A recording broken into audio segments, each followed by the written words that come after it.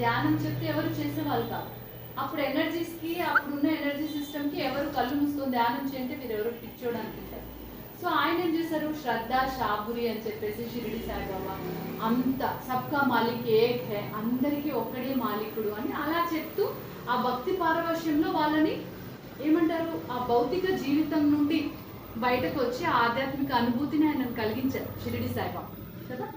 So ఏది wrong కాదనమాట. ప్రతి ఒక్కటి స్టెప్ వైజ్ మనం ఎన్నో సాధనలు అంతా చేసాం కాబట్టి ఈరోజు ధ్యాన మార్గానికి వచ్చాము. ఇది కరెక్ట్ అంటున్నాం. ఈ ధ్యాన మార్గానికి వచ్చి వెనక మెట్లన్నీ రాంగ్ అంటే సరిపోతుందా చెప్పండి? ఇప్పుడు మనము ఒక 100 మెట్లు ఉన్నాయి, 100 స్టెప్స్ ఉన్నాయి. మనము 50వ స్టెప్ మీద ఉన్నాం, 50th స్టెప్ మీద ఉన్న మనము 49 స్టెప్స్ రాంగ్ అంటే కరెక్ట్ అవుతుందా? అదే కదా బేస్. ఆ 49 స్టెప్స్ మనం వచ్చాం కాబట్టి ఈరోజు 50th స్టెప్ మీద ఉన్నాం, అవునా కాదు? కాబట్టి ఏది రాంగ్ కాదు, ఏది రైట్ కాదు. వాళ్ళు అక్కడ పూజలు, పునస్కారాలు, హోమాలు, జపాలు, తపాలు అన్నీ చేస్తున్నారు అంటే అవన్నీ రిచువల్స్. మీరు చూడండి, నేను చిన్నప్పుడు టీవీ అప్పుడప్పుడే వచ్చింది. టీవీ అసలు ఇన్వెంట్ అయినది చిన్న పోర్టబుల్ టీవీ వచ్చింది. తర్వాత రేడియో నుండి పోర్టబుల్ టీవీ నుండి మామూలు టీవీ నుండి ఎల్సిడి, ఎల్ఈడి. ఇప్పుడు ఎవరైనా పోర్టబుల్ టీవీ చూస్తారా? ఇప్పుడు ఎవరైనా మామూలు టీవీ చూస్తారా? అందరూ ఎల్సిడి, ఎల్ఈడి ఇంకా అడ్వాన్స్డ్ పోతున్నాం కదా. అంటే ఒక 50, 40, 30 సంవత్సరాలకి ఇంత మార్పు ఉంది కదా. కానీ మీరు గమనించండి, ఆ ఊళ్ళల్లో చేసే పూజలు, పునస్కారాలు, పద్ధతులు కొన్ని వందలు, వేల సంవత్సరాల నుండి సేమ్ ప్రొసీజర్ చేస్తున్నారు కదా. సేమ్ పద్ధతి చూడండి, మారట్లేదు. మన జీవన విధానంలో ఎన్నో మారుతున్నాయి కానీ ఆ పూజ విధానంలో అక్కడ మార్పు లేదు. కంప్లీట్గా ఈ బ్రాహ్మిన్స్ వాళ్ళ ఫ్యామిలీ, వాళ్ళ జీవితాలను కంప్లీట్గా డెడికేట్ చేసి ఆ పూజ పునస్కారాలని అద్భుతంగా అలాగే నడిపించుకుంటూ వస్తున్నారు కదా. చాలా మంది బ్రాహ్మిన్స్ అంటే వాళ్ళకి చాలా ఆశ ఉంటుంది, డబ్బాష అంతా అంటారు. కానీ వాళ్ళ వల్లని ఈరోజు మన రిచువల్స్ అంటే సాంప్రదాయం, పునస్కారం, హోమాలు, జపాలు లేకుంటే ఇప్పుడు అసలు హోమం అంటే ఏంటి అని అడిగే పరిస్థితి వచ్చింది. సో వాళ్ళు అవన్నీ చేశారు. ఇప్పుడు కమ్ టు ద పాయింట్. ఈ పూర్వం ఉన్న ఆ ఆలయాలలో ఎందుకు ఎనర్జీస్ బాగున్నాయి? ఒకటి ఏంటి అంటే ఆ ఆలయ కట్టడాలన్నీ కూడా గోపురాకారపు కట్టడాలు, మ్యాక్సిమం పిరమిడ్ షేప్స్, గోపురాకారపు కట్టడాలు. రెండవది ఏంటి, అమ్మ చెప్పినట్లు అక్కడ గుడికి వెళ్ళేవాడు ఎవ్వరు కూడా ఒక పాప భీతితో ఉంటాడు. నేను ఏ తప్పు చేయకూడదు, నాకు అన్ని బాగా జరగాలి, నేనేమన్నా చేస్తుంటే నన్ను క్షమించు, నాకు అన్ని ఉన్నతంగా ఇవ్వు అనే ఒక ఏమంటారు శుభ సంకల్పాలు, శుభ ఆలోచనలు, పాజిటివ్ థింకింగ్, సకారాత్మక ఆలోచనలతో వెళ్తారు. ఇది రెండవది. మూడవది ఏంటి అంటే మెయిన్ పాయింట్, ఎంతో మంది ఋషులు, మునులు, మీరు బాగా గమనించండి పురాతన ఆలయాలు, అగస్తేశ్వర ఆలయం ఋషుల పేర్లతో ఉంటుంది ఆలయాలు. అంటే ఏంటి, ఆ ఋషి ఎన్నో సంవత్సరాలు తపస్సు చేసి తన తపశక్తిని అంతా కూడా అక్కడ నిక్షిప్తం చేసి అక్కడ ఆ శివుని ప్రతిష్టాపన చేసింటారు. ఆ ప్రతిష్టాపన చేసేటప్పుడు నవరత్నాలను వేస్తారు. ఆ నవరత్నాలతో పాటు తన తపశక్తిని అక్కడ దారపోస్తారు అనమాట. ఎందుకు దారపోస్తారు వాళ్ళు అక్కడ ఆ తపశక్తిని అంటే, ఇప్పుడు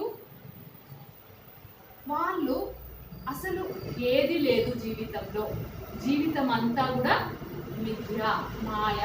మనము ఈ భౌతిక జీవితంలో ఉంటూ కూడా అద్భుతంగా పరివర్తన కావాలి, దేని నుండి కూడా మనం అటాచ్డ్ ఉండొద్దు, డిటాచ్డ్ ఉండాలి అని రియలైజ్ అయ్యారు వాళ్ళంతా. రియలైజ్ అయ్యి కానీ ఆ విషయం ఎవరికైనా చెప్తే వినే పరిస్థితిలో అప్పుడు కాలానికి, అప్పుడు ఎనర్జీస్కి లేదు. కాబట్టి వాళ్ళు ఏం చేసేవాళ్ళు, ప్రతిరోజు గుడికి వచ్చి వచ్చి వచ్చి వచ్చి ఇది కోరుకొని అది కోరుకొని, ఇది కావాలి అది కావాలి అని అడిగి అడిగి అడిగి ఒకానొక సమయంలో ప్రతి మానవుడు దృష్టి వేసైపోతాడు. ఎన్ని కోరుకుంటున్నాను కదా ఈ దేవుని దగ్గర, ఒకటి తీరినాక నేనేమన్నా సంతృప్తి పడుతున్నానా, ఇంకొకటి తీరినాక ఊరుకుంటున్నానా, మళ్ళీ ఇంకొకటి కోరుకుంటున్నాను. ఎంతవరకు ఈ కోరికల మీద నా జీవితాన్ని నేను ముగించుకుంటున్నాను? ఎన్ని వచ్చినా నా ఆశకు అంతు లేదు కదా, తృప్తి లేదు కదా అనేసి ఒకానొక సమయంలో రియలైజేషన్ వస్తుంది. ఈ కోరికలేనా నా జీవితము, పుట్టినప్పటి నుండి కోరుతున్నాను, కోరినవన్నీ భగవంతుడు ఇస్తున్నాడు, కానీ ఏమన్నా సంతృప్తి ఉందా నా జీవితము? ఈ కోరికలు కాదు, ఏదో దీనికంటే ఒక అద్భుతమైనది ఉంది, దాన్ని నేను సాధించాలి అనే భావన ఎందుకు గుడికి వెళ్ళే వాళ్ళలో వస్తుంది. మీరు బాగా గమనించండి, భక్తి ఎక్కువ చేసే వాళ్ళని అడిగితే ఇవన్నీ జ్ఞానం కూడా వాళ్ళు మాట్లాడతారు. ఎందుకు అంటే వాళ్ళు వాళ్ళ అనుభవం మీద తెచ్చుకుంటున్నారు. అందుకోసం వాళ్ళు గురువులు ఋషులు ఏం చేశారు, వాళ్ళు సంపాదించిన ఆ తపశక్తిని ఆ ప్రతిష్టాపన దగ్గర కంప్లీట్గా ఆ ఎనర్జీస్ని నిక్షిప్తం చేస్తారన్నమాట. ఎవరైతే ఆలయానికి వెళ్తారో ఒక్క క్షణం ఆ బ్రహ్మానందం, ఆ పరమానందం లేదా ఆ ఆనందంలో మునిగిపోతారు. మీరు అక్కడ కూర్చొని 2 నిమిషాలు కళ్ళు మూసుకొని ధ్యానం చేస్తారు కదా, అప్పుడు అద్భుతమైన ఎనర్జీస్ ఫీల్ అవుతుంది. ఎక్కడి నుండి ఎనర్జీస్ ఫీల్ అవుతున్నారు అంటే ఆ ఋషి శరీరం వదిలేసిన తన యొక్క ఉనికి అనే ఎనర్జీస్ని అక్కడ నిక్షిప్తం చేస్తారు. ఆ నిక్షిప్తం చేస్తారు కాబట్టి అక్కడ కూర్చున్న వెంటనే మనకేమనిపిస్తుంది, మంచి ఎనర్జీస్, మనసు ప్రశాంతం ఉంటుంది, ఏ సమస్యలు ఏ ఆలోచనలు బాధలు గుర్తురావు, హాయిగా అనిపిస్తుంది. ఒక్కరోజు గుడికి పోలేదు అంటే మనసు బేజారుగా ఉంటుంది కదా. సో ఈ ఆలయాలలో, పురాతన ఆలయాలలో ఆ యోగులు, ఋషి పుంగవులు, ఆ మునులు వాళ్ళ యొక్క ఉనికిని శక్తి రూపంలో ఆల్రెడీ ప్రతిష్టాపన చేసి ఉన్నారు. అందుకే ఆలయాలలో అద్భుతమైన ఎనర్జీస్ ఉంటాయి. కాబట్టి మనం కూడా వెళ్తే ఆలయంలో హ్యాపీగా కూర్చొని ధ్యానం చేయండి. ఆ ధ్యానం చేస్తున్నప్పుడు ఎవరైనా ఏం చేస్తున్నారు అని అడిగితే హ్యాపీగా ధ్యానం చెప్పండి, తప్పేం లేదు. సో మనం ఏమనుకుంటున్నామంటే ఇది ఒక్కటే మార్గం అనుకుంటున్నాం. ఎన్నో మార్గాలు ఉన్నాయి, లక్ష్యం ఒకటే కానీ ఎన్నో మార్గాలు ఉన్నాయి. ఈ మార్గాలన్నింటినీ మనం చేరుకోవడానికి పలు దారులు, ఈ దారులలో మనం వెళ్తూ ఉంటాం, మళ్ళీ బయట పడుతూ ఉంటాం. మళ్ళీ మెయిన్ మన దారి ఏంటి అంటే ఆ రియలైజేషన్. ఫస్ట్ ఏంటి రియలైజేషన్, తర్వాత ఏంటి లిబరేషన్, తర్వాత ఏంటి సెల్ఫ్ రియలైజేషన్, తర్వాత ఏంటి ఎన్లైటన్మెంట్, బ్లిస్, ఎన్లైటన్మెంట్. ఈ 4 స్టేజెస్ దాటుకొని ఆ బ్లిస్ ఎన్లైటన్మెంట్ స్టేట్కి మనం అంతా కూడా చేరుకుంటాం. ఓకేనా? అర్థమైంది కదా ఈ పురాతన ఆలయాలలో ఏ రకంగా ఎనర్జీస్ ఇదంతా ఉంది అని. ఈ పాయింట్ కావాలంటే నెక్స్ట్ టైం మీరు గుర్తు చేయండి. చాలా మంది చూడండి అంటచదు, అంటే ఎవరు వాళ్ళు బ్రాహ్మణులని ఋషుల్ని తాకకూడదు. ఇప్పుడు లేదు, నేను అన్ని కులాల వాళ్ళు ఒకటే, అందరు గుళ్ళలో అప్పుడు అందరూ వెళ్ళడానికి లేదు, కొందరు మాత్రమే వెళ్ళాలి. అది హై క్యాస్ట్ వాళ్ళు వెళ్ళాలి, లో క్యాస్ట్ వాళ్ళు వెళ్ళకూడదు అనేది ఉంది కదా. అది ఎందుకు అనేది నేను నెక్స్ట్ వీక్ చెప్తాను. ఒక్కొక్క పాయింట్ చెప్పుకుంటాను, ఎందుకంటే అదే సబ్జెక్ట్ మళ్ళీ పూర్తి కావాలి. ఒక్కొక్క పాయింట్ చెప్తాను. సో మనము ఈరోజు క్రియ స్టార్ట్ చేసుకుందాము. క్రియ స్టార్ట్ చేసుకునే ముందు ఒక చిన్న క్వశ్చన్స్ వేసుకుందాం. మనకు అన్ని అందిస్తున్న ప్రకృతి పంచతత్వాలకు ఒక్కసారి గట్టిగా అందరికీ ఒకసారి గట్టిగా చెప్పండి. ఆస్ట్రల్ మాస్టర్స్ అందరికీ చెప్పండి, మనందరికీ చెప్పండి. ఫస్ట్ మనం కనెక్టివిటీ చేసి ఒక 10 నిమిషాలు క్రియాస్ మొదలు పెట్టుకుంటాం. దీనికి ముందు ఒక చిన్న ప్రశ్న వేస్తాం, బాగుంటుంది కదా ప్రశ్నలు. గాయత్రి మేడం, మీకు లక్ష్యం ఏంటి? ಮಾಮೂలుగా ಅಂದರೆ ಏನಂದರೆ ಈಗ ನಿಮಗೆ ಏನು ಇಷ್ಟ, ನಿಮಗೆ ಏನು ಬಂದರೆ ನಿಮಗೆ ಅಂದರೆ ಏನು ಬೇಕು, ಇದು ನನಗೆ ಬೇಕಪ್ಪ, ಇದಿದ್ರೆ ತುಂಬ ಚೆನ್ನಾಗಿರುತ್ತೆ, ಆ ಥರ ಏನು ಬೇಕು ಸರ್? ಅಲ್ಲಿ ಅಕ್ಕಡಿಯಲ್ಲಿ ಏನು ಬೇಕು ಅನ್ಸುತ್ತೆ ಇವಾಗ ಸದ್ಯ? ಧ್ಯಾನ ಸರಿ. ನಾನು ಹೇಳೋದು ಲೈಫ್, ಭೌತಿಕ ಜೀವನ, ಫಿಸಿಕಲ್ ಲೈಫಲ್ಲಿ ನನಗಿದು ಬೇಕು, ನನಗಿದ್ರೆ ಚೆನ್ನಾಗಿರುತ್ತೆ ಅಂತ, ನೆಮ್ಮದಿ ಬೇಕು. ಇನ್ನು ಏನು ಸಕ್ಸಸ್ ಬೇಕು? ಫಾರ್ ಎಕ್ಸಾಂಪಲ್ ಇವಾಗ ಭಗವಂತ ನಿಮಗೆ ಪ್ರತ್ಯಕ್ಷ ಆಗಿದ್ದಾನೆ, ಪ್ರತ್ಯಕ್ಷ ಆಗಿ ಗಾಯತ್ರಿ ಮೇಡಮ್ ನಿಮಗೆ ವರ ಕೊಡ್ತಾ ಇದ್ರಿ, ಏನು ಬೇಕು ಅಂತ ಕೇಳಿದ್ದಾರೆ, ಏನು ಕೇಳ್ತೀರಾ?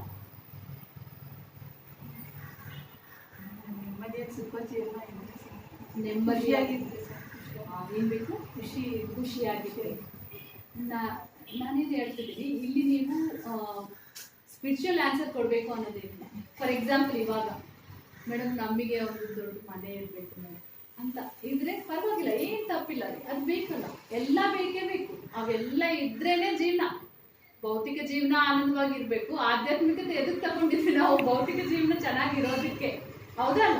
ಸುಮ್ಮನೆ ಹೊರಗಡೆ ಮಾತಾಡೋದು ಸೈಡ್ಗೆ ಇಟ್ಬಿಡಲ್ಲ. ರಿಯಲಿ ಒಳಗಡೆ ಯಾಕೆ ಭೌತಿಕ ಜೀವನ ಚೆನ್ನಾಗಿರ್ಬೇಕು ಅಂದ್ರೆ ಆಧ್ಯಾತ್ಮಿಕತೆ ನಾವು ಇಟ್ಕೊಂಡಿರೋದೇ ಭೌತಿಕ ಜೀವನ ಚೆನ್ನಾಗಿರ್ಬೇಕು. ಸೊ ಆ ಥರ ಏನ್ ಲಕ್ಷ್ಯ ಇದೆ, ಏನ್ ಬೇಕು ಅಂತ ಅನ್ಸುತ್ತೆ? ಮನೆ ಇರಬೇಕು, ಖುಷಿ ಅಂದರೆ ನೆಮ್ಮದಿ ಜೀವನ ಮಾಡೋಕ್ಕೆ ಎಷ್ಟು ಬೇಕೋ ಅಷ್ಟು ಅಷ್ಟೇ ಹೆಚ್ಚು ಅಂದ್ರೆ ಈಗ ಮನೆ ಬೇಕು, ಆಮೇಲೆ ನಮಗೆ ಎಷ್ಟು ದುಡ್ಡು ಎಲ್ಲ ಇರಬೇಕು ಚೆನ್ನಾಗಿರೋದಕ್ಕೆ ಅಷ್ಟು ಬೇಕು. ಚೆನ್ನಾಗಿದ್ರೆ ಏನ್ ಬರುತ್ತೆ? ಮನೆ ಇದ್ರೆ ಏನ್ ಬರುತ್ತೆ? ಫಸ್ಟ್ ಏನ್ ಬರುತ್ತೆ? ಖುಷಿ, ಆನಂದ. ಎಲ್ಲ ಚೆನ್ನಾಗಿದ್ರೆ ಏನ್ ಬರುತ್ತೆ?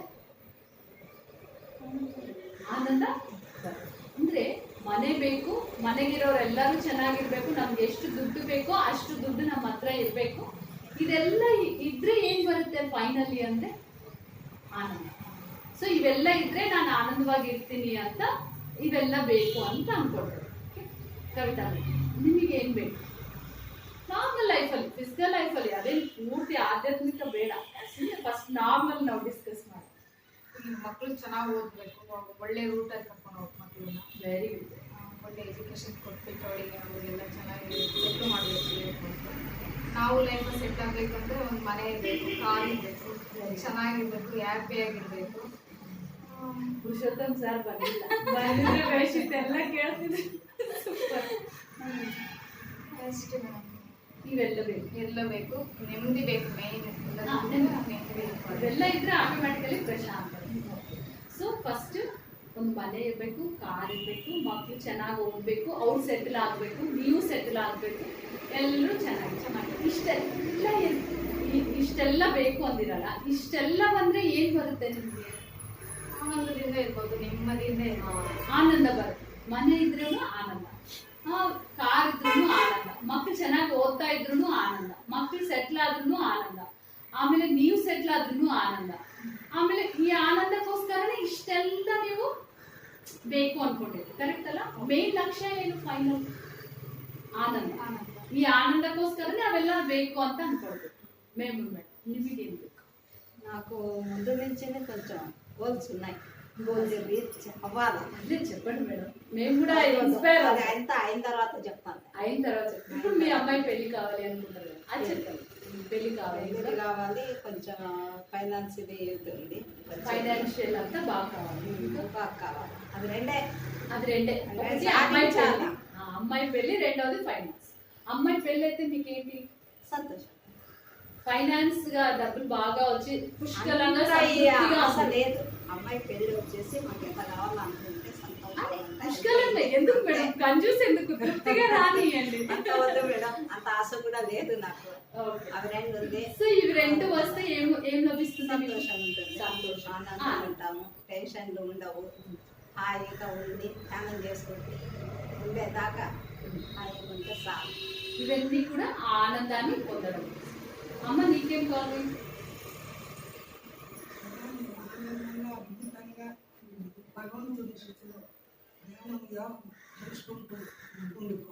Very good. సో ఆమెకి ఫైనల్ ఆనందం ఏంటి? ప్రశాంతంగా, ఆరోగ్యంగా, భగవంతుని స్మృతిలో, కరెక్ట్ అంటే ఆ ఏదో తను కోరుకునేది ఆ భగవంతుని యొక్క నెనుపు గుర్తులో, స్మృతిలో, ఆయన జతలో హ్యాపీగా ఉండాలి.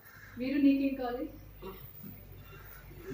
ಆರೋಗ್ಯವಾಗಿ ಆನಂದವಾಗಿ ಅಂದ್ರೆ ಆರೋಗ್ಯ ಇದ್ರೆ ಏನ್ ಬರುತ್ತೆ? ಮತ್ತೆ ಆನಂದ. ಸೊ ಆನಂದವಾದ ಜೀವನ ಬೇಕು. ಭಗವಂತ ಈ ಜನ್ಮದಲ್ಲಿ ಮಾನವ ಜನ್ಮ ಒಳ್ಳೇದು ಕೊಟ್ಟಾನ, ಮುಂದಿನ ಜನ್ಮ ಇಲ್ದಂಗೆ ಮಾಡಬೇಕು. ಮೊದಲೇ ಡೈರೆಕ್ಟ್ ಮುಕ್ತಿ. ಮುಂದಿನ ಜನ್ಮ ಬೇಡ ಅಂತ. ಅದೇ ಅಂದ್ರೆ ಯಾಕೆ ಈ ಜನ್ಮ ಬೇಷಿಲ್ವಾ? ಈ ಜನ್ಮದಲ್ಲಿ ಬಿಟ್ಟು ಭಗವಂತನ ತಲ್ಲೇ ಇರಬೇಕು. ನಾವು ಮತ್ತೆ జన్మ ఎత్తబారదు.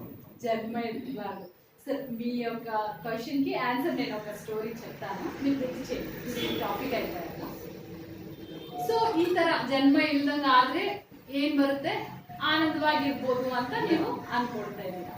ಅಂದ್ರೆ ಈ ಜನ್ಮದಲ್ಲಿ ಯು ಆರ್ ಹ್ಯಾಪಿ, ಹಾ, ನೆಕ್ಸ್ಟ್ ಜನ್ಮ ಬೇಡ ಅಂತ. ಯಾರು? ಯಾಕೆ ಅಂದ್ರೆ ಏನಾದ್ರು ಸಬ್ಜೆಕ್ಟ್ ಕೇಳಿ ಆ ತರ ಫಿಕ್ಸ್ ಆಗಿದ್ದೀರಾ? ಇರೋದೇ ಅದು. ಪ್ರತಿ ಪುನರಪಿ ಜನನಂ ಪುನರಪಿ ಮರಣಂ, ಸಾಯೋದು ಹುಟ್ಟೋದು ಇದ್ದೇ ಇರ್ತೈತೆ. ಬಟ್ ಈ ಸಾಯೋ ಹುಟ್ಟೋದಂದಂಗೆ ನಾವು ಆತ್ಮನಲ್ಲೇ ಅಲ್ಲಿ ఐక్యవాదు. నన్ను ఇది ఎక్స్ప్లెనేషన్ కొడుతుంది లేదా చెప్పేస్తాను. చూడండి, ఒకసారి ఏమైందంట, ఒక వ్యక్తి మంచి వ్యక్తి అంటే పూర్తి పాపం చేయలేదు, పూర్తి పుణ్యం చేయలేదు, అటువంటి వ్యక్తికి మరణం వచ్చింది, చనిపోయే సమయం వచ్చింది. ఆయన శరీరం చనిపోయాడు. చనిపోయిన తర్వాత ఎంతో మంది మాస్టర్స్ వస్తారు. మనము అంటే పాపం ఖాతా ఎక్కువ ఉంటే పాపం అంటే వాళ్ళు యమకింకురు లాగా కనపడతారు, పుణ్యం ఖాతా ఉంటే మంచి మాస్టర్స్ లాగా కనపడతారు అంట. సో ఈయన చనిపోయిన వెంటనే వాళ్ళందరూ మాస్టర్స్ అంతా వచ్చారన్నమాట. వచ్చి ఈయనని పైకి తీసుకెళ్తూ ఉన్నాడు. ఈ పైకి చనిపోయినాడు కదా, నెక్స్ట్ ఎక్కడికి తీసుకుపోతారు, ఈయనకి ఆ కుతూహలం, ఆతృత ఎక్కువ అన్నమాట. తీసుకెళ్తూ ఉన్నారు. తీసుకెళ్తూ ఈ వచ్చిన వాళ్ళంతా తెల్లని వస్త్రాలు వేసుకొని తేజస్సుతో కనపడుతున్నారు. ఈయనకి ఆనందమైంది, అంటే నేనేం మరీ ఎక్కువ పాపం చేయలేదు, కొంచెం పుణ్యమే బాగా చేసినట్టున్నాను కాబట్టి నాకేం భయం లేదు అని భయం పోయిందని. ఆయన నిజంగా కూడా చాలా పుణ్యాలు అంటే చాలా సేవ, దానము, పుణ్యము అన్ని బాగా చేశారు. కాబట్టి ఆయనని వాళ్ళంతా తీసుకెళ్ళి స్వర్గం ద్వారం దగ్గర తీసుకెళ్లారు. ఖుషి అయిపోయింది ఆ స్వర్గం ద్వారం చూస్తానే, అబ్బా నేను స్వర్గానికి అర్హత ఉన్న వాడినా అంటే ఆనందం పండుగ చేసుకుంటున్నారు. హ్యాపీగా వాళ్ళు రండి అని లోపల తీసుకెళ్ళిపోయారు. స్వర్గము నరకం రెండు ఉన్నాయి, నరకం అటువైపు ఉంది, స్వర్గం ఇటువైపు. ఆ స్వర్గ ద్వారం దగ్గర వచ్చాడు అన్నమాట. వచ్చి లోపలికి వెళ్ళి ఆహా చాలా ఆనందమైంది ఆయనకి. అబ్బా నేను ఇంత మాత్రం పుణ్యానికే స్వర్గానికి వచ్చినాను, నాకు మళ్ళీ జన్మ అంటూ ఉంటే ఇంకా ఎక్కువ పుణ్యం చేస్తాను, కంపల్సరీ స్వర్గానికే రెసిడెంట్గా ఉంటాను నేను అని అనుకున్నాడు.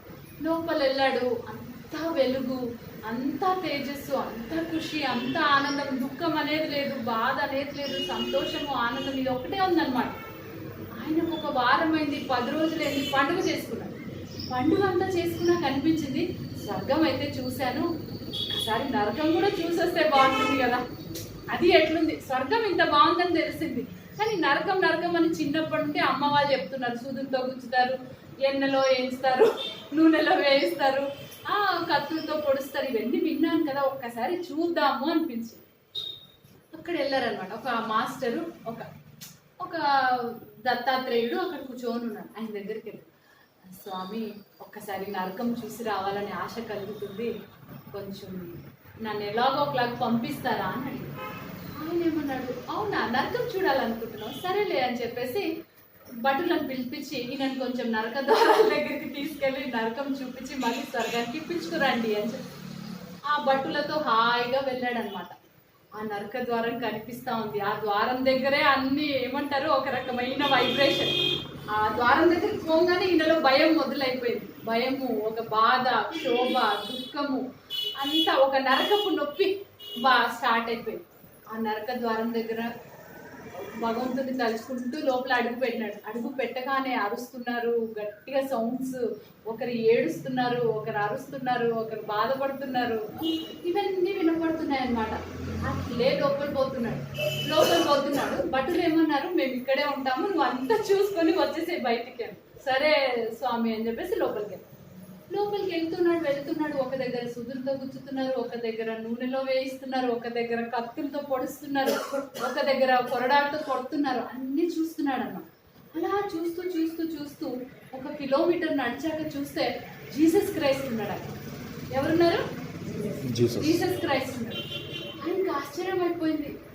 ఏంటబ్బా, నేను అంత పుణ్యం ఏం చేయలేదు, పర్వాలేదు ఒక మోస్తరు పుణ్యం చేశాను, నేనే స్వర్గంలో ఉన్నాను, ఏంటి జీసస్ క్రైస్ట్ నరకంలో ఉన్నాడేంటి?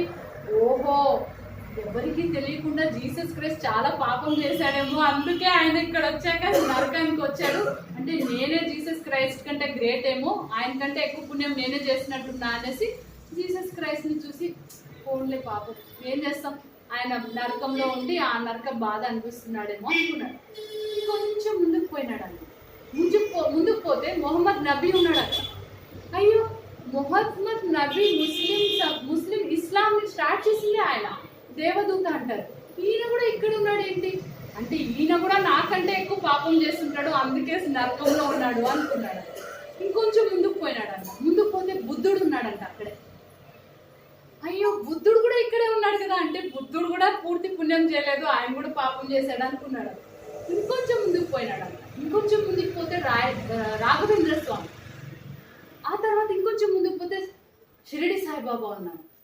ఇంకొంచెం ముందుకు పోతే ఇంకొక మాస్టర్. అట్లా అందరు మాస్టర్స్ ఒక నరకంలోనే ఉన్నారండి. ఈయన చూసి వీళ్ళందరినీ మనం కొలుస్తున్నాము, దేవాలయాలు కడుతున్నాము, అన్ని చేస్తున్నాము అంటే వీళ్ళందరూ గుప్తంగా చాలా పాపం చేసి ఈ నరకంలో ఉన్నారు, ఓ నేనే పుణ్యం చేశాను అనుకున్నాడు. ఇంకొంచెం ముందుకు పోయినాడంట. చాలా ఇష్టం మహావతార్ బాబాజీ అంటే ఆయనకి. ఇంకొంచెం ముందుకు పోతే సర్వానంద గురుజీ కూడా ఉన్నాడంట నరకంలో.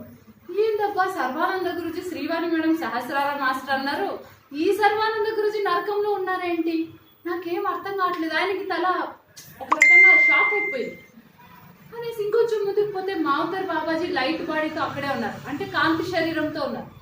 ఆయనను చూసి ఇంకా ఆయనకు తట్టుకోవట్లేదు, అందరు ఇక్కడే ఉన్నారు. ఇది నరకమా లేకుంటే స్వర్గమా, నేనేమన్నా బోర్డు ఏమన్నా తప్పు చూసానా ఏంటి అని డౌట్ వచ్చి పోయేసి సర్వానంద గురుజీ మావతార్ బాబాజీ ఇద్దరు ఉన్నారు కదా అక్కడ వెళ్ళి కూర్చున్నాడు. కూర్చొని ఏంటి స్వామీజీ, ఏంటి గురువు గారు, అసలు మీరు నరకంలో ఉండడం ఏంటి, నేను చేసుకునే కొంచెం పుణ్యానికే స్వర్గంలో ఉన్నాను, మీరంతా నరకంలో ఉన్నారేంటి, నాకు ఆశ్చర్యం అవుతుంది, నాకు ఈ ప్రశ్నకు మీరు సమాధానం ఇవ్వండి అని కూర్చున్నాను. అప్పుడు మావతార్ బాబాజీ సర్వానంద గురించి చెప్పారంట. ఏమి చెప్పారంట, స్వర్గంలో నాకేం పని ఉంది, అంతా వెలుగే, అక్కడ తప్పులు చేసే వాళ్ళు లేరు, పాపాలు చేసే వాళ్ళు లేరు, మిస్టేక్ చేసే వాళ్ళు లేరు, అక్కడ మాకేం పని లేదు. నరకంలోనే తప్పులు చేసే వాళ్ళు ఉన్నారు, నరకంలోనే పాపాలు చేసే వాళ్ళు ఉన్నారు, నరకంలోనే అజ్ఞానంలో ఉన్నారు, నరకంలోనే ఏమీ తెలియని వాళ్ళు ఉన్నారు. అక్కడ మా పని ఏమీ లేదు, మా కర్తవ్యం ఏం లేదు, ఇక్కడ మా పని ఉంది, మా కర్తవ్యం ఉంది. సో కర్తవ్యం ఉన్న దగ్గరికి మేము ఉండాలి కాబట్టి ఇక్కడ నరకంలో ఉండి ఈ నరకాన్ని స్వర్గంగా మార్చే ఒక పని చేస్తున్నాము అని చెప్తారంట. అర్థమైందా? మనం ఏమనుకుంటాము, ఎక్కడో వెళ్ళి ఆ స్వర్గంలో ఆనందంలో నిలిచిపోతే ఇంకా అన్నింటి నుండి విడుదల అయిపోయినాము అనుకుంటాం. అలాంటి విడుదల ఏమీ లేదండి. మనం అంతా కూడా ఆ స్టేట్కి పోయాక మనకేమనిపిస్తుంది, ఈ నరకాన్ని స్వర్గంగా మార్చే కర్తవ్యం చేద్దాము, ఈ నరకాన్ని స్వర్గ ఆనందం ఉంది అని అందరికీ తెలిపిస్తాము, అందరికీ పంచుతాము అనే ఫ్రీక్వెన్సీ వస్తుంది. అర్థమైందా? జన్మ రాహిత్యం అనేది అసలు జన్మ రాహిత్యం ఏం లేదు, అక్కడ ఏమీ ఉండదు. ఆ స్వర్గంలో ఆ ఆనందంలో చీకటే ఉండదు, ఇంకా వెలుగు యొక్క విలువ ఏం తెలుస్తుంది, దుఃఖమే ఉండదు, ఆనందం విలువ ఏం తెలుస్తుంది. ఈ దుఃఖంలో ఉన్నప్పుడే ఆనందం విలువ తెలుస్తుంది. ఒక్కసారి చెప్పు లేకుండా ఎండలో నడవండి, ఒక అర్ధ కిలోమీటర్ నడిచాక చెప్పులు వేసుకోండి, అబ్బా ఎంత సుఖం, ఎంత ఆనందం, ఎంత సంతోషం అనిపిస్తుంది కదా. అంటే బాధ తెలిసినప్పుడే ఆనందం యొక్క విలువ తెలుస్తుంది. కాబట్టి దీని సారాంశం ఏంటి అంటే జన్మరాహిత్యము అని ఒకరి ప్రబోధాలు వినో, ఎవరి మాటలు వినో, ఎవరి ప్రవచనాలు వినో మనము జన్మరాహిత్యం అనుకుంటాం. జన్మరాహిత్యం అనేది ఏమి ఉంటుందన్నమాట. పునరపి జననం, పునరపి మననం, జననము మననం కాకుంటే స్థితులు మారుతూ వస్తాయన్నమాట. ఒక ఎన్లైట్మెంట్ స్టేట్కి వచ్చాక మాత్రము మనం కావాలి అంటే కాంతి శరీరంగా మారచ్చు. ఆ కాంతి శరీరంగా మారాలి అంటే మనలోని, అంటే నాకు ఈ గైడెన్స్ మా గురువుగారైన సర్వానంద గురుజీ దగ్గర నేను తెలుసుకున్నాను. కొన్ని క్వశ్చన్స్ వేయడం వల్ల ఆయన చెప్పారు. అంటే మన ఎనర్జీస్ని వాడకుండా అలాగే వాటిని సంక్షిప్తపరుచుకొని వాటిని అలాగే ఉంచేసుకొని గ్యాదర్ చేసుకొని మన శరీరాన్ని కాంతి శరీరంగా మార్చుకొని జన్మను తీసుకోకుండా ఆ కాంతి రూపంలో ఉండి అందరికీ ఈ లిబరేషన్, రియలైజేషన్ని మనం ప్రసాదించవచ్చు. లేదా హ్యాపీగా ఇక్కడ చూడండి, పత్రిసార్ కూడా చెప్తారు కదా, మిరపకాయ బజ్జీ తినాలి అనిపిస్తుంది, టక్కని భూమి మీదకి వచ్చేస్తాం, జన్మ తీసుకుంటాం, మిరపకాయ బజ్జీలు తింటాం, వగ్గాన్ని తింటామని. ఏ సుఖము ఆనందం కావాలంటే భూమి మీదకి రావాల్సిందే. కాబట్టి జన్మ తీసుకుంటాము, అన్ని తెలుసుకుంటాము, డిటాచ్డ్గా ఉంటాము, అందరికీ పంచుతాం. ఇదే అద్భుతం. జన్మరాహిత్యము, అసలు జన్మ లేకుండా ఉండడం అనేది లేదు. ఫస్ట్ చాలా మంది ఏమైతే ఉంది తెలుసా, ఈ మధ్య కొందరు మాస్టర్స్ తెలిసి తెలియక బుక్కులు చదివో ఎవరో, నేను వాళ్ళందరినీ తప్పనను, వాళ్ళ జ్ఞానం అది, వాళ్ళు పొందిన జ్ఞానాన్ని ఇదే జ్ఞానం అనుకుంటున్నాం. చాలా మంది ఏం చెప్తారు, నా జన్మ చివరి జన్మ చేసుకోవాలి అని అనుకుని నేను ధ్యానం చేయాలి, సంకల్పించుకోవాలి అని అనుకుంటాను. నా సొంతం నేను చూశాను. ఒక మేడం, పేర్లు వద్దు మనకు, బళ్ళారి ఒక మేడము ఎవరో గైడెన్స్ ఇచ్చారు అని చెప్పేసి ఆమె ఏమనుకున్నదంటే ఇదే చివరి జన్మ చేసుకోవాలి, నాకు ఇంకేమి జన్మలే వద్దు అని ఆమె సంకల్పం పెట్టుకొని ధ్యానం చేస్తూ ఉంది. అంతకుముందు ధ్యానం చేస్తూ ఉంది, బాగానే ఉంది. ఎప్పుడైతే ఎవరో ఈ క్లాస్ విని ఆమె ఎప్పుడైతే ఇదే లాస్ట్ జన్మ చేసుకోవాలి, ఇదే నాకు అంతిమ జన్మ అనుకునిందో అప్పటి నుండి ఆమె మంచంలో పడిపోయినారు. అన్ని జబ్బులు, అన్ని బాధలు, అంతవరకు ఆమెకి ఏం నొప్పులు లేవు, అనారోగ్యాలు లేవు, ఏదో తలనొప్పి, జలుబు, జ్వరం ఇలాంటివి ఉండేదాన్ని. ఎప్పుడైతే ఆమె ఆ ఆలోచన చేసిందో, నాకు చివరి జన్మ చేసుకోవాలి అనుకుందో, ఆమెకి అన్ని జబ్బులు మొదలైపోయినాయి. బెడ్ మీద ఉంది. ఎందుకు ఉన్నట్టుండి నేను ధ్యానం చేస్తున్నాను, ఈ ధ్యానం నాకేం లాభం ఇవ్వలేదు, నేను ఎందుకు ఇట్లా బెడ్లో ఉన్నానని ఒకసారి ఏదో మాటలు వచ్చినప్పుడు నేను ఆమె దగ్గర వెళ్ళడం జరిగింది. ఆమె అడిగింది. నాకు అప్పుడు ఆమె ఎందుకు అలా అయింది అనేది నాకు ఆన్సర్ ఆమె చూస్తూనే తెలిసిపోయింది. ఆమె అడిగినప్పుడు నేను ఆన్సర్ ఇచ్చినాను, అంతకుముందు ఆన్సర్ ఇవ్వలేదు. ఆమెకు చెప్పాను, మీరేం సంకల్పం చేసుకున్నారు ఈ రకమైన స్థితి రావడానికి ముందు ఒకసారి గుర్తు చేసుకోండి అని. జన్మ చివరి చేసుకోవాలి అనుకున్నాను. జన్మ చివరి చేసుకోవాలి అంటే నేర్చుకోవాల్సిన పాఠాలు దండిగా ఉన్నాయి. సిలబస్ ఇప్పుడు మీరు 10th క్లాస్లో ఉన్నారు, ఒకేసారి పిహెచ్డి కంప్లీట్ చేయాలంటే inter first year, PUC first year, PUC second year, degree first year, degree second year, degree third year, PG first year, PG second year, PhD. ఇన్ని సబ్జెక్ట్స్, ఇంత సిలబస్, ఇన్ని బుక్కులు మీ ముందు వచ్చి పడతాయి. ఇవన్నీ మీరు నేర్చుకుంటే పిహెచ్డి కంప్లీట్ అయింది. మీరు జన్మ లాస్ట్ చేసుకోవాలి అంటే ఇవన్నీ మీరు ఏదైతే ఉందో నేర్చుకోవాల్సినదంతా ఇప్పుడు వచ్చి మీ నెత్తి మీద పడ్డది.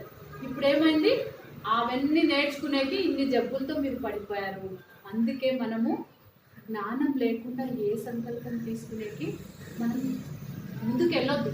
సహజంగా మన జీవితంలో ఏం జరుగుతూ ఉందో దాన్ని యాక్సెప్ట్ చేసుకుంటూ పోతే మహాద్భుతం కదా. మనకు తెలియకుండా అదేదో బాగుందంట అని అక్కడ వెళ్ళి అక్కడ బాధపడేటంటే సహజంగా నా లైఫ్లో ఏం సిచ్యువేషన్స్ వస్తున్నాయో వాటిని హ్యాపీగా ఎంజాయ్ చేస్తూ, యాక్సెప్ట్ చేసుకుంటూ, దాన్ని అర్థం చేసుకుంటూ, ఆ పరిస్థితుల్లో ఎలా ఉండాలి అని జ్ఞానాన్ని పొంది ఆచరణ చేసుకుంటూ పోతే ఎంత బాగుంటుంది కదండి. కాబట్టి ఎప్పుడు కూడా వేరే వాళ్ళ ప్రభావాన్ని మనం తీసుకోవద్దు. మన లోపల నుండి వచ్చే మెసేజే మనకు అద్భుతం. ఓకేనా? కాబట్టి జన్మరాహిత్యం ఏమి ఉండదు, కానీ అద్భుతమైన స్థితిలో ఉంటాం, ఎంజాయ్ చేస్తాం.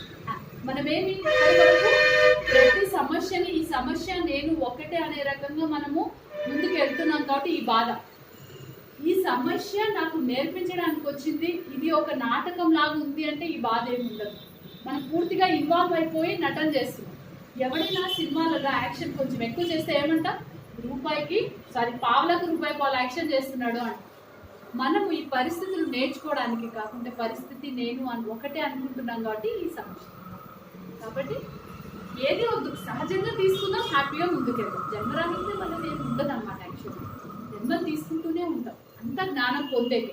ఫైనల్గా ఆ ఆనందం, ఆ ప్రశాంతత, ఆ నెమ్మది, ఆ ప్రేమ, ఆ క్షమాగుణం, ఆ దయాగుణం, ఆ కరుణాగుణం, ఆ అద్భుతాన్ని అంతా అనుభవించేకే ఈ జన్మలం. చెప్తారు కదా, పూర్వపు జన్మం ఎన్నిసార్లు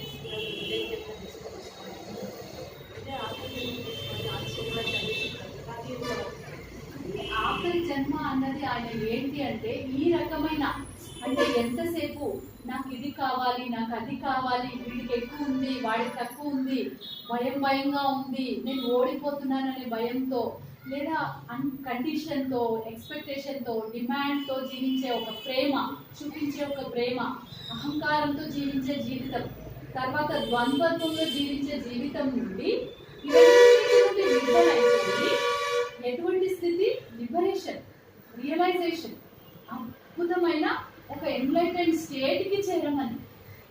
జన్మరాహిత్యం కాదని చెప్పేది.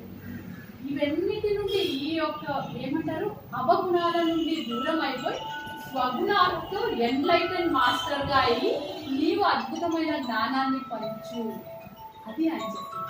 ఆది గురువు అంటే కూడా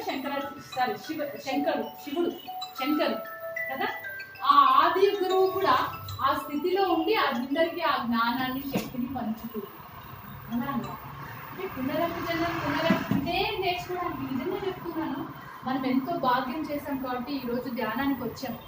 ఒక్కొక్క గుణం నుండి బయటపడడానికి కొన్ని జన్మలు తీసుకుంటాం, చాలా జన్మలు తీసుకుంటాం. నేను ఈ టాపిక్ మళ్ళీ మీకు వస్తే దీని గురించి ఇంకా విశ్లేషణ ఇస్తాను, ఎందుకంటే ఇప్పుడు దాని విశ్లేషణ ఇస్తే మళ్ళీ 1 గంట పడుతుంది. ఎలా ఒక గుణం గురించి మనము కొన్ని 100,000 జన్మలు తీసుకుంటామని ఒక చిన్న ఎగ్జాంపుల్ చెప్తాను.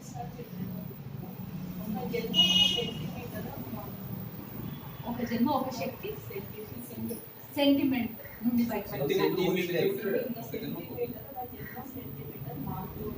ఒక సెంటీమీటర్ మార్పు. చూడండి అంటే ఏంటి, ఇప్పుడు ఉదాహరణకి చెప్తున్నా, మళ్ళీ ఏమనుకోతారు. ఉదాహరణ, మీరు నాకు అత్త, నేను మీకు కోడలు అనుకున్నాను. సో నేను మీ దగ్గర జన్మ తీసుకున్నాను, కోడలుగా వచ్చాను మీకు అత్త దగ్గర. సో అక్కడ ఏం చేస్తాను, మీరు అత్త అంటే ఒక అధికారం ఉంటుంది, కొంచెం అధికారం చూపిస్తారు. ఈమె చూడు నా మీద ఎంత అధికారం చూపిస్తుంది, ఈమె నేను గన నా మొగుడికి చెప్పి నేను బయటికి పంపించేస్తే ఈమె పరిస్థితి ఏంటి, ఈమెకి ఎంత గర్వం ఉంది కదా, ఈమె నా మీద ఎంత అధికారం చూపిస్తుంది కదా అనేసి అదే భావనలో శరీరం వదిలేస్తాను. శరీరం వదిలేసేటప్పుడు ఏముంది, ఈమె నా మీద అధికారం చూపించు, సో నేను కూడా ఈమె మీద ప్రతీకారం తీసుకొని నేను అధికారం చూపించాలి అని దాని గురించి ఒక జన్మ తీసుకుంటాను. నెక్స్ట్ జన్మలో ఏమవుతుంది, మీరు కోడలు అవుతారు, నేను అత్త అవుతాను, నేను అక్కడ మీకు అధికారం చూపిస్తాను. మీరేం ఫీల్ అవుతారు, ఓ ఈ అత్త చూడు నా మీద ఎంత చలాయిస్తుంది, నేను ఈమెకి అధికారం చూపించాలి అనుకుంటాను. మళ్ళీ మీరు అత్తగా తీసుకుంటారు, నేను కోడలుగా తీసుకుంటాను. మళ్ళీ నేనేం చేస్తాను, ఈ అత్త అధికారం ఏంటి, నేను ఈమె మీద అజమాయిషి చేయాలని మళ్ళీ నేను జన్మ తీసుకుంటాను. ఇట్లా మన ఇద్దరము ఒకరి మీద ఒకరి అధికారాలు చూపించుకుంటాం. ఈ జన్మనే అది వద్దు మనకు, వాళ్ళకే తగ్గి మనం ఉన్నప్పుడు అది ఎంతవరకు అది మనం చేంజ్ అయినట్టే తప్పకుండా అవుతుంది. అదే చెప్తున్నా, ఇప్పుడు ఇలా ఒక 50 జన్మలో 20 జన్మలో ఒకరి మీద ఒకరి అధికారం చూపించుకుంటూ ఆ లోపల ఉన్న ఆ శక్తికి విసుగొచ్చి ఏంటిది ఎప్పుడు అధికారం చూపించాలి, ఈమెతోనే నేను ఇట్లా జన్మలు తీసుకుంటున్నాను, ఈమె ఏమన్నా చూపించని, ఏ అధికారం అన్నా చేయని, నేను యాక్సెప్ట్ చేస్తాను, స్వీకరిస్తాను, ఒప్పుకుంటాను, ఆమెకి నేను సరెండర్ అయిపోతాను, వదిలేస్తాను అని ఎప్పుడైతే నేను కానీ మీరు కానీ రియలైజ్ అయిపోతారో అక్కడ ఏమైపోతుంది, ఈ అధికారపు గుణం అనేది అది పోయేసింది, అవగుణం. నెక్స్ట్ గుణానికి వచ్చి నెక్స్ట్ ఏం చేస్తాం, భర్త నా మాట వినాలి అనేది పట్టుకుంటాం. దానికి మళ్ళీ ఒక 10 జన్మలు తీసుకుంటాం. మళ్ళీ విసిరైపోయి ఈ భర్త వినడు పెట్టడు, ఈయన విన్నా కూడా నాకు ఇది సక్సెస్ అవ్వట్లేదని అది వదిలేస్తాం. తర్వాత ఏం చేస్తాం, నా పిల్లలు నా మాట వినాలి అనుకుంటాం, లేదా నా పిల్లల మీద ప్రేమ మోహం దాని మీద తీసుకుంటాం. ఆ పిల్లలు చూస్తే ప్రతి జన్మలో మిమ్మల్ని టార్చర్ చేసి వృద్ధాశ్రాన్ని పంపించి మీ దగ్గర ఉన్నదంతా లాక్కొని మిమ్మల్ని రోడ్ మీద గీసి పారేసి వచ్చి ఈ పిల్లల మోహం వద్దబ్బా, వీళ్ళ మీద ప్రేమ పెట్టుకొని నేను ఇన్ని జన్మలు తీసుకున్నాను అని విశ్లేషించుకొని లాస్ట్కి ఏం చేస్తాము, ఆ పిల్లల మీద మోహం తీసేస్తాం. మోహం తీసేసి డబ్బుల మీద మోహం పెట్టుకుంటాం. ఆ డబ్బుల మీద మోహంతో ఒక 20-30 జన్మలు గడిచిపోతాయి. ఈ పాడు డబ్బులు దీన్ని తిన్నానా, అనుభవించినానా, దీని మీద పెట్టుకున్నానా అని చెప్పేసి నా దగ్గర ప్రతిదానికి ఎగ్జాంపుల్స్ ఉన్నాయి. వేరే సెషన్స్ చేశాను కదా, టైం ఇవ్వాలి. మీరు 3 రోజులు అట్లా టైం ఇచ్చారంటే అన్ని పూర్తిగా చెప్పేస్తారు. సో దాని మీద మోహం వదులుకునేకి, లోపంలో నుండి బయటపడేకి మళ్ళీ ఒక 50 జన్మలు. అది అయిపోయిన తర్వాత శరీరం, నేను అందంగా ఉండాలి, నేను ఆరోగ్యంగా ఉండాలి, దీని మీద మోహం. ఆ తర్వాత ఇవన్నీ అయిపోయిన తర్వాత రోగాలతో ఉన్న శరీరం తీసుకొని ఇచ్చి ఈ రోగాలతో ఉన్న ఈ శరీరం కోసమా నేను ఇట్లా తయారయ్యాను అనేసి దీని మీద మోహం పోతుంది. తర్వాత అందాన్ని చూస్తూ ఉంటాం. ఆ అందాన్ని చూస్తూ ఎన్నో జన్మలు తీసుకొని ఈ కళ్ళు ఉండడం వల్లే కదా అందరిలోనే అందాన్ని చూస్తున్నాను, నేను ఇంత క్రూరంగా తయారవుతున్నాను, గుడ్డివాడిగా జన్మ తీసుకోవాలని గుడ్డివాడిగా తీసుకున్నాను, అన్నీ నేర్చుకోవడానికే. మళ్ళీ గుడ్డివాడిగా తీసుకున్న తర్వాత ఏం చేస్తాము, ఈ సంసారం అంతా ఉన్నందుకే కదా నాకు ఇంత మోహము, ఇంత అటాచ్మెంట్ వస్తుంది, నేను ఒక సన్యాసిగా ఉండాలనుకుంటున్నాను. సన్యాసి జన్మ తీసుకొని ఆ సన్యాసిగా ఉండి దీంట్లో మజా లేదు. తర్వాత కొన్ని భయాలు తొలగించుకోవడానికి కూడా సన్యాసి జన్మ తీసుకుంటాం. కొన్ని భయాలు ఉంటాయి లోపల, ఆ భయాలను తొలగించుకోవడానికి సన్యాసి జన్మ తీసుకుంటాం. మళ్ళీ అవి అయిపోయినాక ఇంకో కొన్ని జన్మలు, అట్లా 1000 జన్మలు, 100 జన్మలు, 1,00,000 జన్మలు తీసుకుంటూ జ్ఞానం అందుకుంటూ ఈ స్థితికి వచ్చాం ఈరోజు. దీని నుండి కూడా ఎన్నో జన్మలు అందుకుని ఒక స్థితికి చేరాం. కాబట్టి జరిగేదాన్ని సహజంగా తీసుకుంటూ పోవాలి. పునరపి జన్మం పునరపి మననం అంటే ఇదే ఒక భావనలు గుణాలలో ఎన్ని జన్మలు తీసుకుంటావు, విడుదలగా ఈ అవగుణాల నుండి విడుదలగా నీ లోపల ఉన్న ప్రేమ, ఆనందము, సంతోషము, క్షమాగుణము, దయ, కరుణ, వీటన్నిటితో నువ్వు ఆనందంగా జీవించాలి. మీరు చెప్పండి సార్, మీకేం కావాలి? నేను అసలు టాపిక్ ఏదో స్టార్ట్ చేశాను, ఎక్కడికో వెళ్ళిపోయింది. మీకేం కావాలి? ఎక్స్పెరిమెంట్ చేసి దాని నుంచి ఎక్స్పీరియన్స్ ఉంది. ఆ పొందడం వల్ల ఏం లభిస్తుంది? ఎంటర్టైన్మెంట్ లో ఎంజాయ్, కంప్లీట్ జాయ్ఫుల్ స్టేట్ కదా. చూడండి, మనం ఇప్పుడు ఎవరైతే ఏమేమి కావాలనుకున్నామో అన్ని కూడా ఫైనల్ గా ఏంటి చేరుకునేది ఆనందాన్ని కదా. అందరికీ కావాలని కోరుకునేది ఏంటది? ఆనందం, సంతోషం, ఖుషి కదా. ఆనందము, సంతోషము, ఖుషి. సో ఈ ఆనందం గురించే మనం అందరము పరుగులు పడుతున్నాము. అన్ని ఇవి కోరుకుంటున్నాము, అవి కోరుకుంటున్నాము, అన్ని కోరుకుంటున్నాము. దీని నెక్స్ట్ పాయింట్ నెక్స్ట్ వీక్ చెప్తాం, ఎందుకంటే అది మళ్ళీ విశ్లేషణ అవుతుంది. సో మనందరి పరుగులాట, మనందరి జీవిత లక్ష్యం, మనందరము కోరుకునేది, మనందరి మార్గము ఫైనల్గా ఈ ఆనందం వరకే వస్తుంది. సో మనం ఈరోజు ఒక్కసారి సార్ మీకేం కావాలని చెప్పండి సార్. నాకు భగవంతుడిని తెలుసుకోవాలని మేడం, ఏం తెలుసుకోవాలి? దేవుడి ఉనికిని నేను తెలుసుకోవాలని. తెలుసుకోవాలి, భగవంతుని ఉనికిని తెలుసుకోవాలి. ఆ భగవంతుడు ఎలా ఆనందంగా ఉన్నాడో నేను ఆ ఆనందంగా ఉండడం సాధించాలి. Good, great. సో అందరి లక్ష్యము ఆనందమే కదా. సో ఆ నిత్య ఆనందం, ఆ పరమానందానికి మనము లక్ష్యంగా పెట్టుకుంటాం. సో ఇప్పుడు ఒక 3 సార్లు ఆనందం పరిపూర్ణం. ఎందుకంటే ప్రతి క్షణము మనం కోరుకునేది ఏంటండి మన జీవితంలో? ఆనందం పరిపూర్ణం. అందరూ మాట ఆనందం పరిపూర్ణం, ఆనందం పరిపూర్ణం, ఆనందం పరిపూర్ణం. ఓకే, తర్వాత చూడండి, ఈ ఆనందం ఏదైతే ఉందో దాన్ని ప్రతి క్షణము అనుభూతి చెందుతూ అంటే ఇప్పుడు కారు కావాలి, ఇల్లు కావాలి, ఆరోగ్యం కావాలి, పిల్లల పెళ్ళిళ్ళు కావాలి, ఇది కావాలి, అది కావాలి అని ఆనందం. ఇవన్నీ ఎందుకు కావాలి? ఆనందం. ఇప్పుడు ఆ ఆనందం పైన మనసు పెట్టుకున్నాం అనుకో, ఆ ఆనందం పైన కోరిక పెట్టుకున్నాం అనుకో, ఆ ఆనందం గురించి మనము ఎక్కువ ఇంపార్టెన్స్, ఎక్కువ ప్రాముఖ్యత ఆనందానికి ఇచ్చామనుకోండి, అప్పుడు ఎలా ఉంటుంది? ఇప్పుడు ఉదాహరణకి మా ఆయన నా మాట వినట్లేదు, మరి నాకేం స్టార్ట్ అవుతుంది? మా ఆయన నా మాట వినట్లేదంటే కోపం వస్తుంది, బాధ వస్తుంది, తిడతాను, ఆవేశపడతాను, ఆయనని అధికారం చెలాయించడానికి ట్రై చేస్తాను. ఎందుకు? ఆయన నా మాట వినట్లేదు. వింటే ఏమొస్తుంది? ఆనందం. కానీ నేను ఈ ప్రాముఖ్యత మా ఆయన పైన, మా ఆయన నా మాట వినాలని, మా ఆయన నాకు ఇది ఇవ్వాలని, నేను చెప్పినట్టు వినాలని దీనంతటి మీద పెట్టుకున్నాను. దీనంతటి మీద ఎందుకు పెట్టుకున్నాను? ఆనందం కోసం. దాని బదులు ఇవన్నీ వదిలేసి దీనివల్ల వచ్చే ఆనందం ఏదైతే ఉందో ఆ ఆనందం పైన నేను మనసు పెట్టుకున్నాను అనుకోండి, దీనివల్ల వచ్చే ఆనందం పైన విలువ పెట్టుకొని దాని మీద ఆనందం పెట్టుకున్నాను అనుకోండి, ఆ లక్ష్యం పెట్టుకున్నాను అనుకోండి, మా ఆయన ఎట్లన్నా ఉండని, అది ఆయన జీవితం, నా ఆనందం డిస్టర్బ్ అవ్వదు. అర్థమైందని నేను చెప్పింది? మా ఆయన నా మాట వినాలి అని ఎందుకు? వింటే ఏమొస్తుంది? ఆనందం. కానీ ఆ వచ్చే ఆనందానికంటే ఆయన ఎట్లన్నా ఉండాలి, నా ఆనందం నాకు ముఖ్యం అనుకున్నాను అనుకోండి, ఆయన ఎట్లున్నా నేను డిస్టర్బ్ అవుతాను కదా ಮೇಡಮ್. ವಿಶ್ವಾಸ ಮಾರಾಲಿ, ನನ್ನ ಕೊಡುಕು ಮಾರಾಲಿ, ನನ್ನ ಮಗ ಚೇಂಜ್ ಆಗಬೇಕು, ಆತ ಚೆನ್ನಾಗಾಗಬೇಕು, ಆತ ಚೆನ್ನಾಗಿದ್ರೆ ನಾನು ಆನಂದವಾಗಿರ್ತೀನಿ ಅಂದ್ರೆ ಆ ಆನಂದ ಯಾವತ್ತೂ ಸಿಗೋದಿಲ್ಲ. ಆತ ಹೇಗನ್ನ ಇರ್ಲಿ, మా అబ్బాయి ఎలాగన్నా ఉండని, నేను మాత్రం నా ఆనందాన్ని కోల్పోను అంటే అప్పుడు ఆటోమేటిక్గా అబ్బాయి మారిపోతాడు, మా ఆయన మారిపోతాడు. అవునా కాదు? ఇప్పుడు మా అమ్మ ఉంది, మా అమ్మ ఏదో నాకు ఇట్లా అయితే బాగుంటుంది, ఆనందం ఉంటుంది అనుకుంది అనుకోండి, అది జరగనే జరగదు.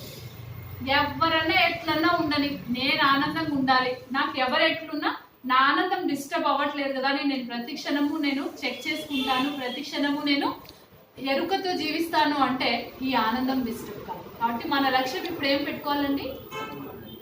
ఆ ఫైనల్ ಆನಂದಂ మీద పెట్టుకోవాలి. ಬೇರೆ ಯಾವ್ದನ್ನು ತಲೆ ಕೆಡ್ಸ್ಕೋಬಾರ್ದು, ನಮ್ಮದು ಮಾತ್ರ ನೋಡ್ಕೋಬೇಕು. ನಮ್ಮದು ಮಾತ್ರ ನೋಡೋದಲ್ಲ, ಯಾರು ಹೇಗಿದ್ರು, ಯಾವ ಪರಿಸ್ಥಿತಿ ಬಂದ್ರು, ಎಂತ ಒಂದು ಸಿಚುವೇಶನ್ ಇದ್ರು ನಾನು ಆನಂದವಾಗಿ ಜೀವಿಸ್ತೀನಿ, ನನ್ನ ಆನಂದ ಡಿಸ್ಟರ್ಬ್ ಆಗಲ್ಲ. ಈಗ ಮಕ್ಕಳು ನನ್ನ ಮಾತು ಕೇಳಿದ್ರು ನಾನು ಆನಂದವಾಗಿರ್ತೀನಿ, ಕೇಳಿಲ್ಲ ಅಂದ್ರೂ ಆನಂದ. ನನ್ನ ಗಂಡ ಸುಮ್ಮನೆ ವೇಸ್ಟ್ ದುಡ್ಡು ಮಾಡಿದ್ರು ಆನಂದವಾಗಿರ್ತೀನಿ, ಮಾಡಿಲ್ಲ ಅಂದ್ರೂ ಆನಂದವಾಗಿ. ಅಂದ್ರೆ ಯಾರೇ ಹೇಗೆ ಇರಲಿ, ನನ್ನ ಆನಂದ ಡಿಸ್ಟರ್ಬ್ ಆಗಬಾರ್ದು. ನನ್ನ ಆನಂದ ಡಿಸ್ಟರ್ಬ್ ಆಗಬಾರ್ದು. ಯಾವಾಗಲೂ ಈ ಆನಂದದಿಂದ ಜೀವಿಸಬೇಕು ಅಂತ ನೀವು ಒಂದು ಫೈನಲ್ ಸೆಟಲ್ಮೆಂಟ್ ಮಾಡ್ಕೊಂಡ್ಬಿಟ್ರೆ ಈ ಪರಿಸ್ಥಿತಿಗಳು ಯಾವುದು ನಿನ್ನನ್ನು ಡಿಸ್ಟರ್ಬ್ ಮಾಡೋಕ್ಕಾಗಲ್ಲ. ಅರ್ಥ ಆಯ್ತಾ ವೀರು? ಟೈಮ್ ಆಗಿದ್ರೆ ಏನು ಪರವಾಗಿಲ್ಲ, ಏನು ಹೊರಗೆ ಹೋಗಿ ಪೇಶ್ ಏನು ದುಡಿಯೋದೇನು ಇಲ್ಲ. ಈ ಶನಿವಾರ ಒಂದೇ ನಮ್ಗೆ ಅವಕಾಶ ಸಿಗೋದು. ಕರೆಕ್ಟಾ? ಆನಂದದ ಮೇಲೆ ಲಕ್ಷ್ಯ ಇಟ್ಕೊ. ಬಿ ಎನ್ ಅಬ್ಸರ್ವರ್ ಅಂತೆ ಅಬ್ಸರ್ವರ್ ಸಾಕ್ಷಿಭೂತವಾಗಿ ಇರಬೇಕು. ಪರಿಸ್ಥಿತಿಗಳನ್ನ, ಸಮಸ್ಯೆಗಳನ್ನ ಸಾಕ್ಷಿಯಾಗಿ ನೋಡ್ಕೊಂತ ಏನ್ ಸಮಸ್ಯೆ ಬಂದ್ರು ನಾನು ಆನಂದ ಡಿಸ್ಟರ್ಬ್ ಆಗಬಾರ್ದಪ್ಪ, ನಾನು ಮಾತ್ರ ಆನಂದ ಇರ್ಬೇಕು ಅಂತ ಯಾವಾಗ ನಾವು ನಮ್ಮನ್ನ ನಾವು ಗೈಡ್ ಮಾಡ್ಕೊಳ್ತೀವೋ, ಆಮೇಲೆ ಗುರುಗಳ ಒಂದು ಆಶೀರ್ವಾದ, ಅವ್ರ ಕನೆಕ್ಟಿವಿಟಿ ತಗೊಂಡ್ರೆ ಆಟೋಮ್ಯಾಟಿಕಲಿ ಆನಂದದ ಅನುಭೂತಿ ಡೆವಲಪ್ ಆಗ್ತಾ ಇರ್ತದೆ. ಓಕೆ, ಇವಾಗ ನಾವು ಗುರುಜಿ ಜೊತೆಲಿ ಕನೆಕ್ಟ್ ಆಗಿ ಒಂದು 10 ನಿಮಿಷ ಧ್ಯಾನ ಮಾಡಿ ಕ್ರಿಯಾಸ ಸ್ಟಾರ್ಟ್ ಮಾಡ್ಕೊಳ್ತೀವಿ. ಓಕೆ, ಎಲ್ಲರೂ ಪ್ರಶಾಂತವಾಗಿ ಕೂತ್ಕೊಳ್ಳಿ. ಕಂಪ್ಲೀಟ್ಲಿ ರಿಲ್ಯಾಕ್ಸ್ ಆಗಿ, ರಿಲ್ಯಾಕ್ಸ್, ಬೆನ್ನು ನೇರವಾಗಿರಲಿ.